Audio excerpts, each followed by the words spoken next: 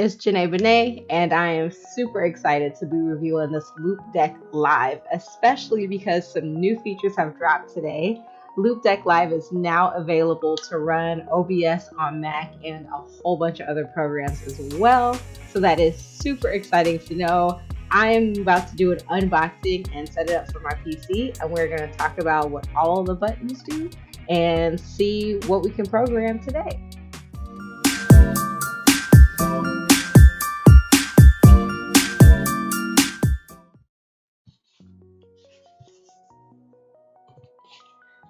So that's going to tell us how we set up and all of that fun stuff. And check that out. You can see our buttons right here. Group 1, we're going to work with like our workspace, our dials and everything like that. And so we're going to have 6 dials here, and this is the touch screen, but it also has push functions as well, so you can touch or push it. It depends what you like. I usually like a little haptic feedback and stuff like that. It is covered by glass as well, so I'm going to take this plastic off. So honestly, for me, that kind of means it's going to be easy to clean. I like how even though it's touch, it still separates it, like with this little grid right here. So you're not going to accidentally push like another button while you're doing it. So yeah. Woo-wee. That's nice. It's pretty light, but it has some weight on it. Like I feel like it's gonna stay. It even has grips on the back. So say if I were just to put this like directly onto my desk, I don't have to worry about it sliding all over the place. I really enjoy that. Man, I love buttons. I think this is like my favorite thing is that these are infinitely scrolling or rotating buttons. And then you got your push buttons down here. And then we're gonna set up our touchscreen in just a second. We're gonna get out our USB-C cord. Oh, it's USB-C to USB-C. See again. And then there's an adapter that's right here. So this plug that in over here. Ooh, look.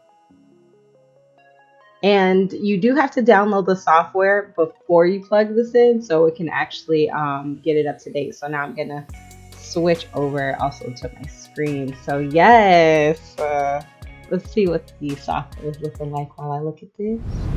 Alrighty, so I'm going to press jump in on here.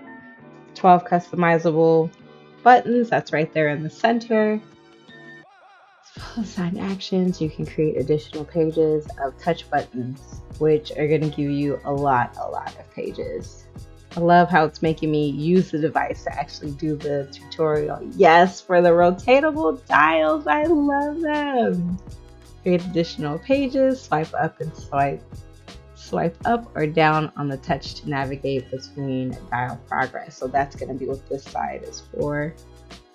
So I can do that.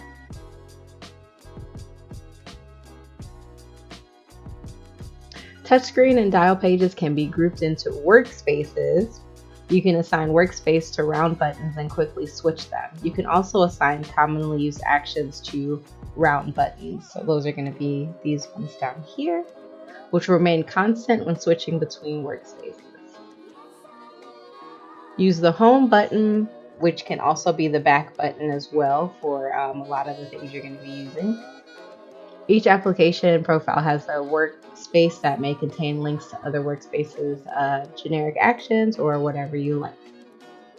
Finally, dynamic mode. Loupedeck Live comes with a variety of profiles. So the cool thing about profiles is that it does give you like way more options without having to worry about customizing each button and getting it right and confusing. Like if I am using this for Adobe Illustrator, I can create a profile for Illustrator, Photoshop, things like that. So by default, Loupedeck Live dynamically changes the profile based on the active application. By turning off dynamic mode, your Loupedeck Live will remain on the selected profile, regardless of the active window. So that's one way to stop that. When you press finish, the Loupedeck configuration software will open automatically. You can always launch the configuration software by clicking the Loupedeck icon in the taskbar menu bar. Okay, so we're all done with that. And we got a firmware update, no problem. Oh yeah, this is nice. Okay, now that that's all done, now we can see what we're dealing with on the physical console up on the window as well. So, and you can do different ones, like if you are going with the Loupedeck Plus, which is a monster, okay? That one is a monster. You can always change the devices. And these are the different, let's see here. These are the different applications which this works for. So you got Ableton, After Effects, Audition, Capture One, Illustrator, Lightroom Classic, OBS Studio. It also works with OBS Studio, Streamlabs, Photoshop, Premiere Pro, Spotify Premium, Streamlabs OBS. And remember, this is both on Windows and Mac at this point. So once you have the software and the Loupedeck Live console synced together, this is a screen that is actually going to come up, and it's going to show you the buttons that you have and the buttons that you can customize. This menu on the left is filled with actions that you're able to put in the round buttons, or that you're able to put in your workspace buttons, or the touchable buttons in the middle of the console. So for example, if I wanted to change this button, and don't worry, like when you press it, it doesn't do anything, only if you press it on the live. So this button is to close desktop. So maybe instead of close desktop, I wanted to rotate my console display. I would just drag and drop it, and then I would press this button and it would rotate it. So now I can use it this way if I so choose. But if I don't want to do that, I'm going to go back and click on rotate again, until it's the right way that I want it, and then I can change that button back whenever I so choose. These actions over here activate certain software that you're using. This is on, remember, both Mac and Windows at this point. So Ableton, After Effects, Illustrator, OBS Streamlabs. And if we move on, we can see clipboard. So, you know, I don't really deal with all this stuff right here, but definitely with clipboard and being able to see the things that I've recently clipped. And console, I just showed you that with the rotating and the date and time. If you want to delay, keyboard shortcuts, keyboard numbers, keyboard letters, keyboard shortcuts, keyboard like a numeric pad. Like my keyboard doesn't have a numeric pad, so like that would be dope. Media, that's specifically for like playing music or videos or anything that you have. Another super cool thing about this is that you can control the volume. I'm getting ahead of myself. So that's for media and all of that fun stuff. Any mouse shortcuts that you want to do, navigation, if you want to go back or forward. It also has that, if you see it right here, it allows you to go to your previous desktop or your next desktop, or just create a whole new desktop as well. For your system, you can add a desktop, alt tab, emoji. It'll automatically pull up the emoji keyboard so you can use it that way. And any widgets that you have, you know, stopwatch is probably the only thing that I would use if you're making beats with this. Your BPM would pop up.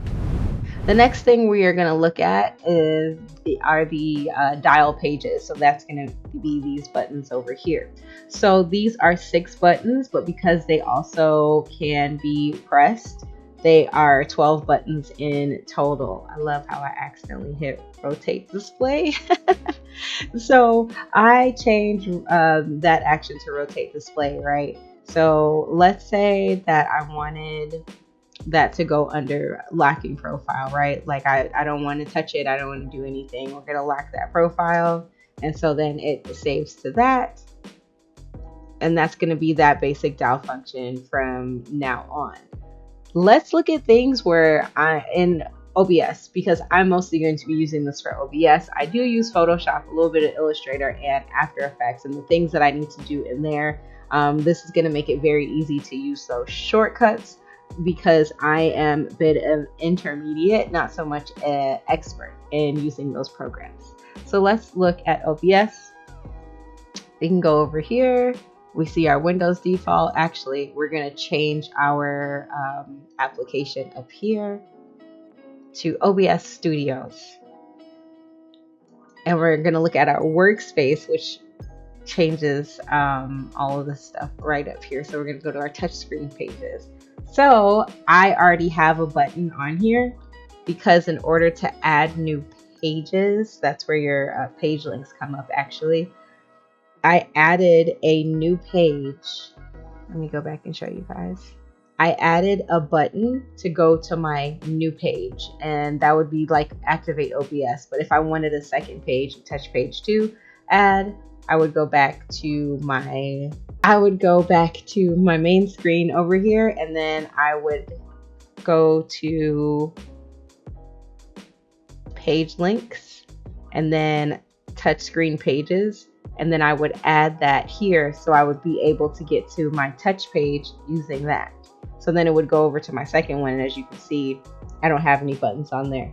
So I already have and then we would go back with our back button right here to our other page. So we're gonna activate OBS, but we're not gonna press anything because I'm already in OBS. So we're going to application, OBS Studio, and then we'll press our stream button. So we have a couple of different modes that we can go to, and these are actually linked to these buttons down here. So 1 is 1, so green to green, and then I don't have anything in 5, 6, or 7. So our stream is on page 1. Those are our streaming buttons, like there we go. So now we have the same screen. So we have our lock, unlock. We have our timer, and it tells you your CPU and your frames per second and all that fun stuff. We also have your alt tab, so when you want to switch in between windows and different tabs, like if you're moving from game to game or game to Spotify or like launcher to game or something like that, or maybe you're in full screen mode, you can do that by using this button on the actual console. Your chat followers brings up your chat emojis. You can toggle your recording, so you can record on and off just by pressing this button. You can go streaming on and off by pressing that, and you can skip your tracks and things like that. I also put in a studio mode, so in case you like to use OBS in the studio mode, I put that shortcut right there. We're going to explore these buttons down here, which are linked to stream and like studio and things like that. So our touch screen pages button, activate OBS 2. So you can transition if you have like a stinger transition. It's the same thing. It's the same buttons, but like these are how many different pages you can have. You can put sounds and stuff, whatever you want to do. You can put various sounds, various videos, like link it to some type of media and have it play. Like there's just so many things you can do to play around. You can also do replay, but I believe replay is already a button in here. So let's go to our third page. I believe that's home. Is that Spotify? Yes, it is. Okay, you can't get it from clicking up there. You got to click it on the side. So our right hand side, which I'm not doing you a lot of justice because you can't see it. There you go. Our right hand side is what shows us what these 3 buttons are down here, right? Like what's linked to them, like stream, studio. You can create a clip by pressing 5. You know, now we see our extra buttons come up, but we haven't even really set those yet. But any function that we want to do, we can set it up right here, and then it automatically does it. So maybe I don't want to use a button. Maybe I don't want to use a touchscreen button to create a clip. I want to use one of these buttons. And the cool thing is that any button can be key bound to any function. So you don't have to trip and be like, oh man, I really, you know, like I need it to be over here. I need to be in this. Like a dial, you could have a press function for that if that's what you want.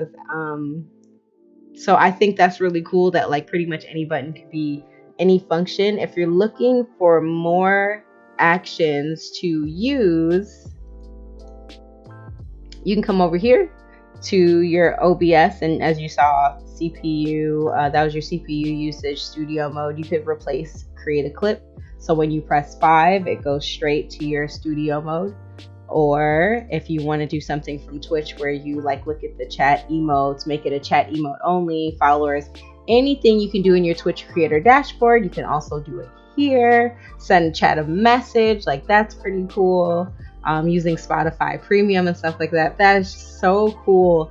And you can even run a commercial, which is so valuable because if you remember, it shows you your timer right here, your clock. And so you know, like, okay, 20 minutes have gone by, I have to run a commercial. So that's just a couple of things that you can do with this Loupedeck Live. Like, to me, it's just really exciting and it's really fun, and I'm gonna have a lot of fun using this. Another thing that I really love, which it's not showcasing it right now, but on the sides right here, which are also touchscreen, you can individually control each volume of each application that's open. So it'll have, like, you know, your headphone volume, it'll have your Chrome volume. I have Slack open. It'll control like Discord, it'll control Spotify, like whatever else I have open. So it's really like your own mixer, being able to, you know, DJ your way through your stream. And I just think that's super dope. If I didn't say it already, you can also set up multiple profiles, so you don't have to continuously like reset your buttons or try to have it configured to it. Another thing that you'll see in the corner over here is dynamic mode, which you can't really see it, but you'll see dynamic mode, and dynamic mode automatically switches your buttons to whatever program you're opening. So if I switch over from Photoshop to Illustrator, and you know, the like brushes and stuff like that are a little bit different, it'll just automatically change it over for me. But if I don't want it to, I would just toggle off dynamic mode and it would keep the same buttons and like the same layout as it would. So yeah, I think that's pretty much it. I'm really excited to use this. Like I said, it's like lightweight, you know, but it's got some like weight to it. Like, it doesn't feel flimsy at all. And I always get worried that I'm gonna get like stains and stuff on here, or not stains, but like fingerprints, with like the oil from like my fingers and things like that. But I've been holding this. If you can see it a little bit, like it's not really getting stained or anything like that. Feels like it's super easy to clean. I'll just use my screen cleaner to wipe off the touchpad portions. And just really shout out to Loupedeck for giving me the option to review this and have this dope piece of technology. I really love like buttons and haptic feedback and stuff like that. So this is going to be one of the dopest pieces that I have on my desk, and I'm really excited to use it. So if you have any more questions, you can let me know in the comments. I'll be more than happy to answer them for you as I go through and program this for the stuff that I like, and put in all my sound effects and like my clips, and you know, all the other stuff that I want to do, like being able to delay things and skip alerts, you know, as people are out here acting crazy, sending crazy messages on stream, you know, when they donate or something. I'm just gonna skip it. But yeah, I'm in awe of this piece of technology just already. Like, I don't want to ramble. Okay, you have been amazing. I've been Junae. I just want to thank you so much for watching my review, and check out my streams to see how well Loupedeck and I are integrating with one another. So until next time, stream safely.